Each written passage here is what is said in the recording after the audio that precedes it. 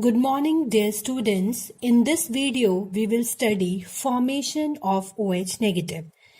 OH negative is also known as hydroxyl ion and it is formed by the dissociation of water molecule.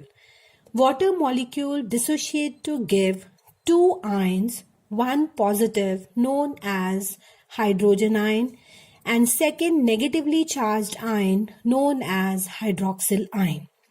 Now let's draw the Lewis dot structure of water and hydroxyl ion. Water, as you know, oxygen has 6 electrons in the last shell. So we may draw like this, 2 above, 2 below and 1 electron here. These 1 electron oxygen is sharing with hydrogen forming a single covalent bond. When it dissociates, this bond it will break and H positive is released. But the electron of hydrogen is taken by oxygen so that oxygen becomes stable. We may see in this diagram. Oxygen, 6 electrons around oxygen. This is of hydrogen ion which is released from water and this is of hydrogen which is attached to oxygen and this whole structure is known as hydroxyl ion. Next topic is self-ionization of water. Self-ionization, from the name only, students, it indicates that water ionize in itself. When water ionize in itself, it gives two types of ions. One is known as positively charged hydronium ion and second is known as negatively charged hydroxyl ion. When we draw the Lewis dot diagram, water diagram, we have already discussed just now.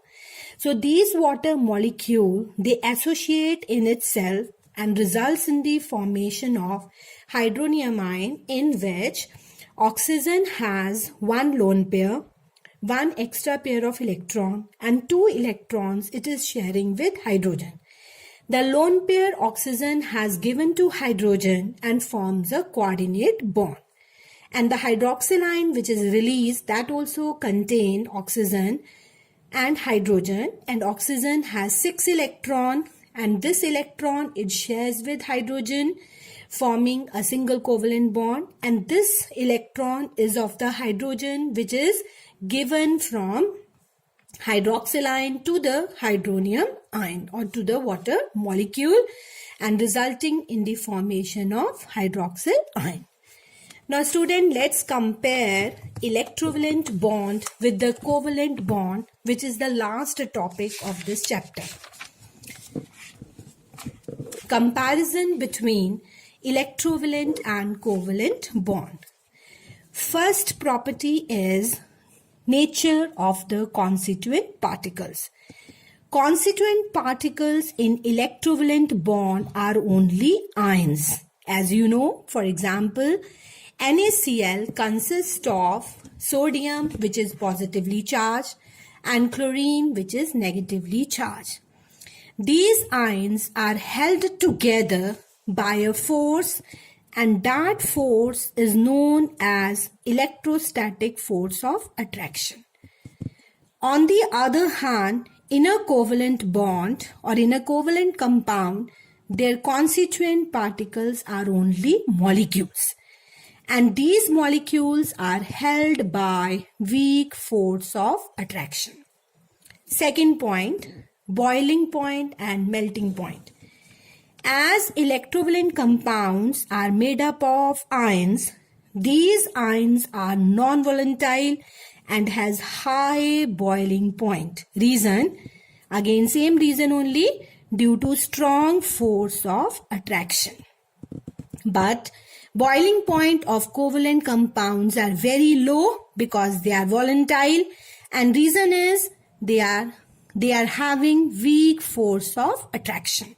Third point, electrical conductivity. Electrovalent compound conduct electricity either in the fused state or in the molten state because they consist of ions. In the fused state or in the solution state, they have ions. So due to ions, they are good conductor of electricity. But in the solid state, they are bad conductor of electricity because of strong force of attraction. But covalent compounds are bad conductor or non-conductor of electricity in all the three states, that is solid, molten or aqueous, due to the absence of free ions. Now come to next point. Point number 5, that is dissociation. Now what is the meaning of dissociation? Electrovalent compound, let's take the example of NaCl. NaCl, on dissociation, it gives us two ions, that is sodium ion and chloride ion. This process is known as dissociation because when we pass electric current through NaCl, ions were already present in sodium chloride, but they separate when we pass current, forming positively charged sodium and negatively charged chlorine. On the other hand, ionization occurs in case of polar covalent compound. Now, what is the meaning of ionization? Ionization here means, for example, HCl. In HCl, hydrogen is bonded to chlorine by sharing one pair of electrons. But there is no ions present with hydrogen and chlorine. But due to more electronegativity of chlorine attracts the shared pair of electrons towards itself and it forms a partial negative charge, and hydrogen forms a partial positive charge. These charges were not with hydrogen and chlorine in HCl, but ions are formed due to more electronegativity of chlorine. This is known as ionization. Next is solubility. Fifth point is solubility. Ionic compounds are soluble in water but insoluble in organic solvent. Again, reason is water decreases the electrostatic attraction between the ions, due to which making it soluble in water. Now let's take an example. Suppose NaCl is there. In NaCl, we have positive sodium and negative chlorine. And in water molecule, we have oxygen in the center, which is attached to two hydrogen atoms. But oxygen is negative and hydrogen is positive. This positively charged hydrogen will be attracted towards chlorine, and this negative oxygen will be attracted towards sodium. Or you may say, water weakens the force of attraction between sodium and chlorine, making it soluble in water. On the other hand, covalent compounds are insoluble in water due to non-polar nature. Now, sixth point, that is the last point, rate of reaction.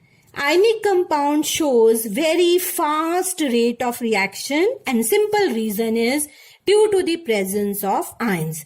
As ions are there will be strong electrostatic force of attraction and the reaction will be very fast. Easily the positively charged atom will combine with negatively charged ion. On the other hand, covalent compound, the rate of reaction is slow because in covalent molecule, the old bonds are broken and new bonds are formed. The reaction is very slow. There is no ion formation. First we will break the bond and then the new bond will be formed. Thank you.